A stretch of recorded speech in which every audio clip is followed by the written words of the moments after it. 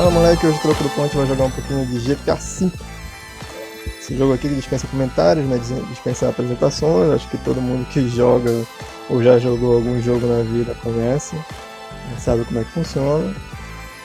E basicamente é isso, cara. A gente vive num mundo aqui fictício, que tem leis, normas, regras sociais, e que a gente não respeita nenhuma delas, porque a gente sai destruindo tudo e a gente evita ao máximo ser preso. O próprio nome do jogo já diz, né? Você é um ladrão de carros. Né? Então, como a gente vai entrar na pele aqui de um ladrão, né? Nosso querido amigo aqui, lembrando que a gente tem outros 3 personagens, né? Então, sei lá, se de repente esse daqui for preso, a gente troca pro outro, né? A gente continua a vida. O objetivo principal é não ser preso, porque se eu for preso, perdi todas as minhas coisas. E não é isso que a gente quer. E esse é o maior desafio, né? Porque enquanto a gente vai jogando, a gente vai bater aquele papo bacana, maroto aqui sobre sociologia, história e ciências humanas como um todo. Né? Mais especificamente, a gente vai bater aquele papo continuando do vídeo anterior. A gente estava falando um pouco sobre democracia, sobre o poder do voto, sobre a liberdade que nós temos para definir, né, um representante político e tudo mais. Agora a gente vai falar mais especificamente sobre o sistema político brasileiro. Né? A gente está aqui como fazendo o papel de bandido, né? Por que não? Vamos lá, vamos ver o que acontece, né? Vai ser bem difícil, bem complicado, eu não sou muito bom nesse jogo aqui, tá ligado? Mas bora ver aí como é que a gente se desenrola. Dando uma passeada aqui de noite, né? No meu bairro não pode isso não, cara. Esse horário aqui já tá que tá todo mundo nas suas casas aí se protegendo, porque senão o bagulho é tenso. Então, pra iniciar, galera, basicamente assim, a gente entende, né, como a gente entendeu nos vídeos anteriores, que a gente vive num sistema onde o nosso poder, né, ele é entregue a um representante político e nós escolhemos esse representante. E assim como o próprio Sócrates falou, né, que a gente aprendeu no último vídeo, a gente entende que as pessoas normais, leigas e tal, nos procedimentos políticos, elas talvez não sejam as melhores capacitadas e qualificadas para tomar as decisões políticas para o futuro da nossa sociedade. Então, justamente por isso que o Sócrates ele comentou, né, ele mencionou que é melhor para a sociedade que esse desempenho seja para as pessoas mais capazes, para as pessoas mais envolvidas com os poderes, com as responsabilidades políticas e tudo mais. É óbvio que deu a treta toda que deu e tudo mais, né? Como se ele tivesse questionado a democracia, mas com certeza essas palavras dele fez com que a gente fortalecesse ainda mais a nossa democracia. Porque não é à toa que nós temos hoje uma grande e imensa, complexa divisão política para diversas atribuições referentes às escolhas, né, aos procedimentos políticos, certo? E é justamente agora que a gente vai entender. Rapaz, eu não sei porque eu ainda estou, né, respeitando aqui as nossas leis. Né? Bora tentar começar alguma brincadeira aqui, ver o que acontece. Né? Tem um táxi aqui. Vamos ver aqui. E aí, rapaz? Me leva aí. Não acredito que o cara vai me levar. Caramba, o cara me cobrou 31 pila, meu velho. Pô, ele me levou aqui pra casa do Michael. Eu queria roubar ele, né, cara? Mas, porra, eu acabei que eu... né? Sei lá. Deixa eu ver como eu tô bem nesse jogo. Cara, vamos ver aqui. A gente tem que começar. Vamos começar aqui o desafio. Tentar conseguir um carrinho legal. Né? E ver o que a gente consegue aqui. Você é o escolhido. E aí, filho? Vai-te embora. Tá. Então, o Sócrates ele deu essa prévia muito importante pra gente, né? De compreender que devemos ter certas designações para compreender, né, melhor, né, para favorecer um pouco o nosso sistema político, o nosso procedimento político. E não à toa, o nosso sistema político atual brasileiro, ele compreende diversas subdivisões, né? Tanto na composição das leis, quanto na execução dos processos, tanto no próprio julgamento dessas leis. E para a gente entender bem como isso funciona, a gente tem que, obviamente, mencionar, né, e entender o pensamento de um autor extremamente importante da filosofia. Esse que é um cara que particularmente... Deixa eu tirar aqui o som, porque senão a gente vai levar o farelo. O YouTube vai desmonetizar a gente bonito por causa das músicas. Tá. Então, tem um autor extremamente importante, né, extremamente relevante, né, onde todo o nosso sistema político basicamente se baseou no pensamento dele. Né. Tem uma base, é um pilar de conhecimento extremamente relevante para desenvolver o nosso sistema, né, que é o Montesquieu. Montesquieu, que foi um filósofo aristocrático lá da época da França, iluminista, né? Ele nasceu em 1689, né? Ele viveu a sua vida lá até 1755, né? Construiu diversos pensamentos, diversas análises sobre o conhecimento da racionalidade humana, né? E a sua maior contribuição foi mesmo na política, quando ele definiu para a gente uns procedimentos que hoje realmente eles são extremamente importantes, né? Extremamente relevantes para a gente entender o funcionamento da nossa sociedade atual. É por isso que eu digo a vocês, né? Não tem como a gente entender o nosso mundo se a gente não entende as bases dele, como ele se fundamentou, de que maneira ele foi formado. E obviamente que isso teve uma análise, um pensamento por trás de um gênio, né? E o Montesquieu ele foi extremamente importante e relevante para esse procedimento, né? Então, inicialmente a gente tem que entender como é que ele desenvolveu essa tese, como é que ele desenvolveu esse pensamento. Da mesma forma que os outros filósofos que existiam naquela época, né? Todos os filósofos políticos, eles particularmente estavam definindo basicamente uma ideia de política ideal, né? De política pura, de política impura, de formas de governo. E o Montesquieu ele não foi diferente. Ele teve também a sua concepção de formas puras e impuras de governo, só que para ele, né, ele percebia de uma maneira diferente. Em vez de ele dividir as formas impuras e puras, ele disse que há uma linha intrínseca entre elas, né, onde as mais abaixo são de fato as mais impuras e as mais acima, né, são as mais ideais, as mais permissíveis na nossa sociedade. Então, como é que era essa divisão, né? As formas mais puras para ele, primeiro, era a república, né? A república que ele via de duas maneiras extremamente importantes, né? Que é a república com representação democrática, né? Principalmente de uma maneira indireta, né? Muito próxima do que nós temos hoje em dia, onde você tem um sistema de eleição, onde você elege os representantes, da forma como eu expliquei lá naquele vídeo, passe lá, caso você não tenha visto, né? E deu uma olhada, rapaz, bom, tem uns caras aqui que estão querendo, né? Vamos ver o que a gente consegue fazer aqui. Opa, foi mal pela violência, meu amigo. Não posso perder. Não vamos deixar escapar, não. Cara, que cara chato, velho. Amigo. Foi o primeiro. Vamos ver o que eles têm ali pra mim. Tô todo bicolado aqui, bicho. O que é? Se você recuperar um item roubado, você pode optar por ficar com ele ou devolver em troca de uma recompensa. Já era, vou ficar. Entendeu? Então ele percebia assim, é extremamente interessante como naquela época o cara já tinha um desenvolvimento do pensamento de como seria a nossa política hoje em dia.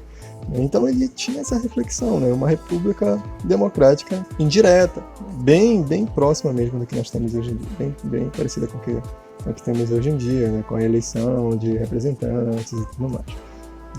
Com as participações assim, de certa forma limitadas, né? Daquela maneira lá que ele entende, né? E a outra seria uma república aristocrática, certo? Essa já teria, por sua vez, uma compreensão onde você tem algumas pessoas que estariam a cargo de eleger quem seriam os representantes, né? Ou até mesmo definir os rumos da sociedade, que seriam justamente os aristocratas, né? Esses daí seriam pessoas que, em tese, né, elas têm propriamente dito as qualidades necessárias para tomar partido, para eleger, para tomar o rumo da sociedade, porque de alguma maneira elas têm tempo livre para pensar sobre as coisas, né? Eles são ricos, né? Eles têm dinheiro, eles têm prestígio social, então particularmente eles acabam tendo bem mais tempo do que o coitado de um trabalhador, o coitado de uma pessoa assim, que tem que passar a vida toda trabalhando para sustentar. Então Infelizmente, né, esse foi um momento assim que talvez essa pudesse ser a mais ideal. Não é o caso de hoje, mas ainda assim nós temos alguns sistemas que a aristocracia, de alguma maneira, ela ainda existe, ainda persiste em ser influente na sociedade.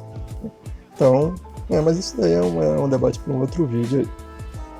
Nessas qualidades, né, na questão da república, principalmente no campo da aristocracia, o que se destacava, né, o elemento de destaque era dado através da virtude, certo? As virtudes daqueles indivíduos. Então eles tinham que ter as suas maiores qualidades, as suas melhores capacidades como indivíduo, manter essas características como indivíduo para manter o sistema político intacto, né, para tornar do seu poder de eleição um poder geral para o bem de toda a sociedade, de toda a comunidade.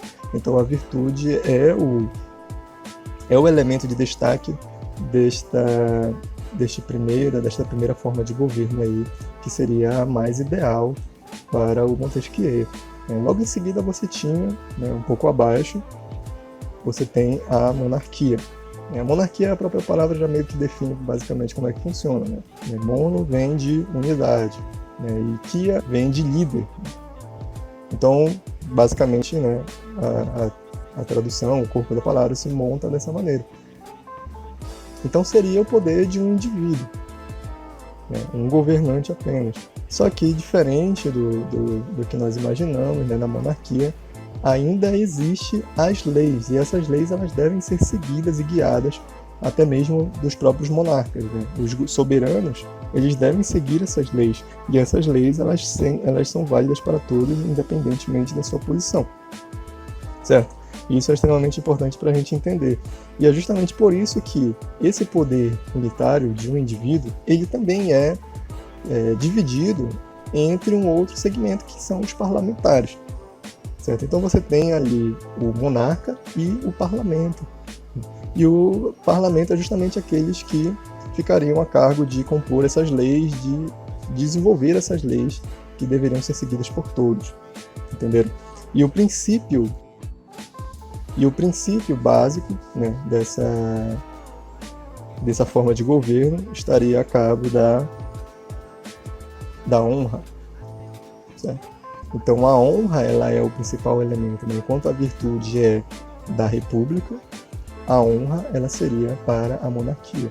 A honra ela é um elemento filosófico muito intenso, né? Muito bem desenvolvido, né? Que hoje em dia a gente já não se fala muito tanto sobre isso, porque particularmente é algo que é de certa forma irrelevante, né?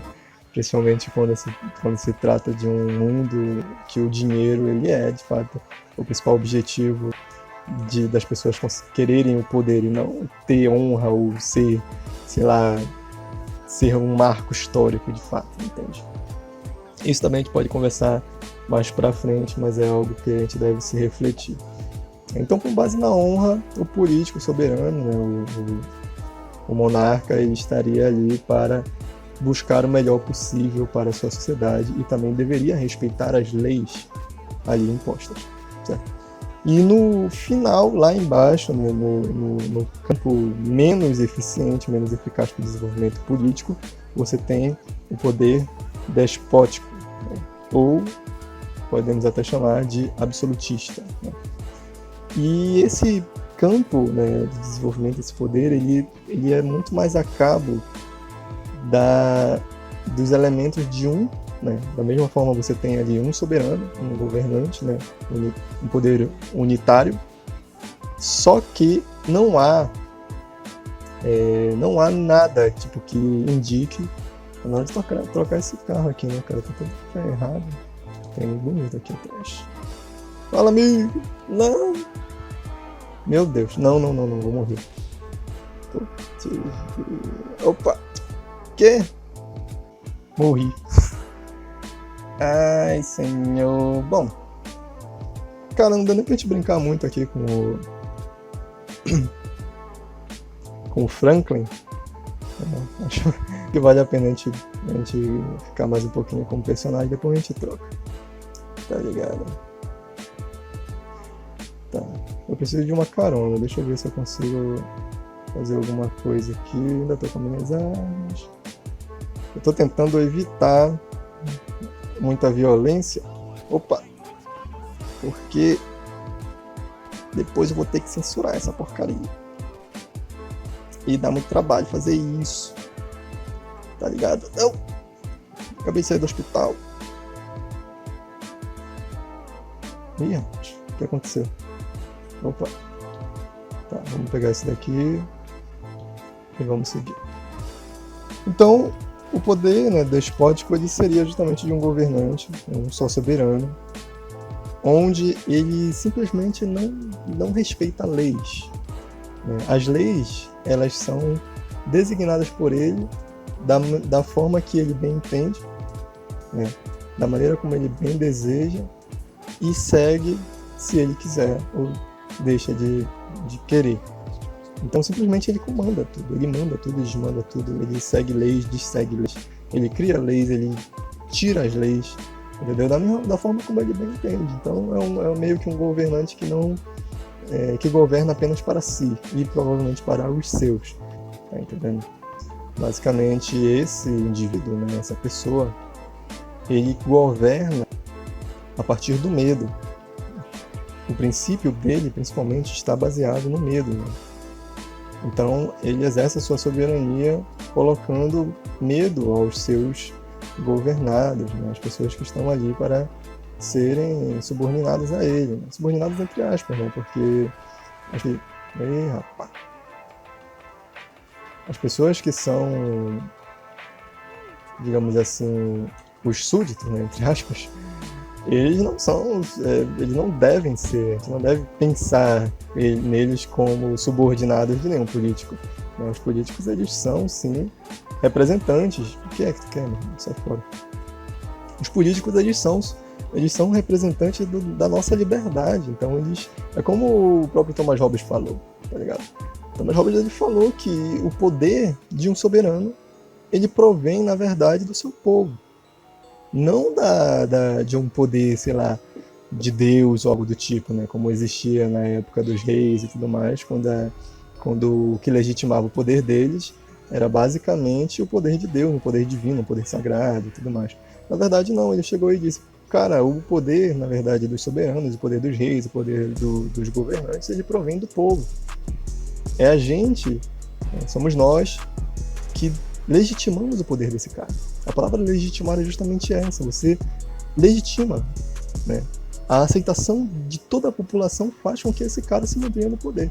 Se ele não for aceito pela sociedade, pela população, né, por mais que muitos possam morrer no processo, ele é retirado do poder. A própria Revolução Francesa mostra isso pra gente, né? A criação da guilhotina lá, muitos poderosos experimentaram aí desse gostinho. De ter sua cabeça decepada e tal. Então basicamente é isso. Tá ligado? Então para ele se manter no poder, ele tem que se abdicar das condições do medo. Ele tem que utilizar do medo, de provocar medo nos seus súditos, entre aspas, para preservar lá a sua capacidade, as suas qualidades como soberano, né, sem ser retirado desse poder, sem ser retirado dos seus privilégios. Entendeu? E é justamente nesse ponto que o Montesquieu começa a se desenvolver, principalmente no seu livro O Espírito das Leis, que aí ele fala, cara, não tem jeito, né? Se a gente chegar a um nível, a gente tem uma linha de formas de governo, não é separado, tá ligado? E a qualquer momento essa linha pode tender a um poder de um déspota, né? A gente pode tender a um governo despótico. E isso é o problema maior. Chegar a esse ponto na sociedade onde você tem uma pessoa que governa para si e por si e utiliza das leis e das normas sociais apenas ao seu favor, para favorecer ele mesmo e aos seus. Então esse é o grande problema, essa é a grande situação, esse é o grande embate travado aí pelo nosso querido autor, que vai começar a desenvolver seu pensamento para tentar criar um sistema que impedisse a sociedade de eleger ou de criar um governo despótico, certo? E é aí que ele começa a falar sobre os 3 poderes existentes dentro do governo, né? Dentro do soberano, ou o que for. Cara, que carro aqui, vamos pegar. Estacionar esse daqui. Eu tô só andando de carro, né? Deveria fazer umas treta doida e tal, né? Daqui a pouco. Vamos continuar aqui respeitando as leis até certo ponto. Beleza. Então, nesse livro, O Espírito das Leis, ele começa a desenvolver que deixa eu voltar para a cidade. Nesse Espírito das Leis, uma coisa. Nesse Espírito das Leis, ele começa a desenvolver a tese de que há, né, nesses governantes, uma distribuição de poderes. Né? E são 3 os poderes existentes para esses governantes. Certo? É o poder executivo, o poder legislativo e o poder judiciário. Certo? O poder executivo, ele é aquele poder que faz as coisas acontecerem, é o poder que executa as coisas. Né? É o poder de aplicar. Aplicar o quê? Aplicar as leis, certo? As normas, as regras, né? E fazer com que elas funcionem. Entende? E para você ter as leis funcionando, você tem que criá-las. Então, isso seria a cargo do poder legislativo. O poder legislativo é aquele poder que faz as leis, que produz as leis, que através das questões sociais, dos elementos das necessidades sociais e tudo mais, ele vai lá e planeja as leis, desenvolve essas leis.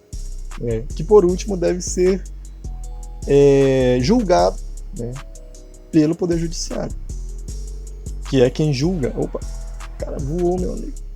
Que é quem julga as leis. Se alguém for lá e não respeitar essas leis que foram pré-estabelecidas, essa pessoa deve ser julgada. Entende? Então é basicamente isso. E o que ele disse? Que não vale a pena você ter a concentração desses 3 poderes em um só indivíduo.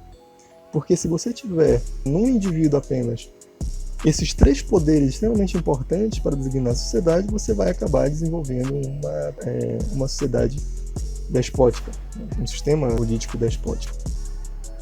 E isso é um problema muito grande. Porque vai entrar naquela situação que eu expliquei para vocês agora. Então, deve haver sim a divisão desses 3 poderes. Né?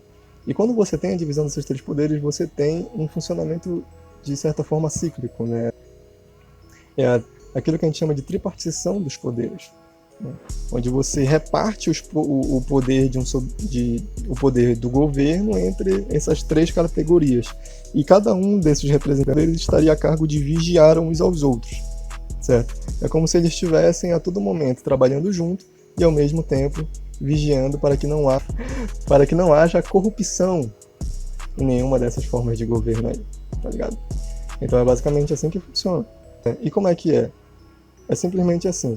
Se de repente o poder executivo, né, o representante do poder executivo resolver criar leis, ele não pode criar leis, tá ligado? Então o que vai acontecer? O judiciário vai chegar lá e vai junto com o legislativo, que é o designado a fazer isso, ele vai impedir.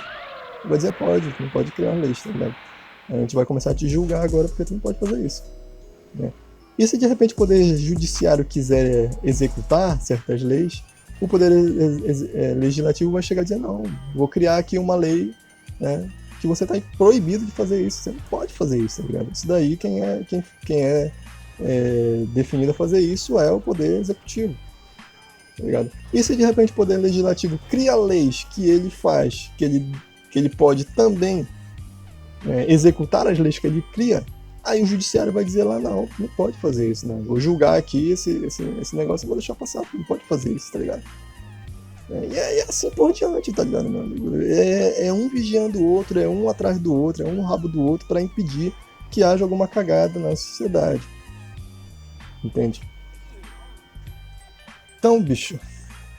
Então, algumas palavras do Montesquieu são basicamente assim, né? Tipo, ele diz assim que os três poderes eles devem ser independentes, isso é a gente perceber, porém, eles precisam ser harmônicos. Então, apesar deles terem que trabalhar independente, né, um dos outros, de forma dissociada até certo ponto, eles devem ser harmônicos, tá ligado?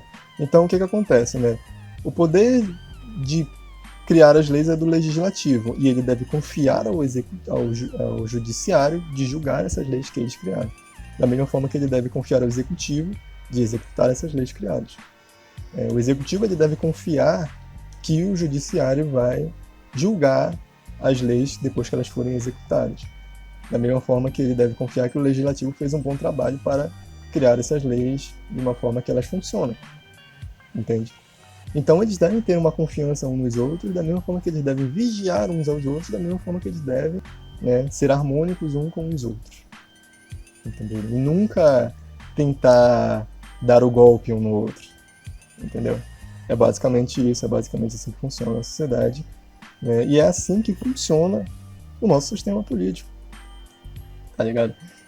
Só que existe uma outra condição. Para a gente chegar de fato ao que o Brasil é, ao que o Brasil representa e como ele funciona, a gente vem aí a várias outras subdivisões extremamente complexas e numerosas, né? Mas a gente vai dar um jeito aqui de explicar de uma forma muito mais conciliada e tranquila aí para vocês entenderem, enquanto a gente joga aqui nosso GTAzinho tranquilo, tá ligado?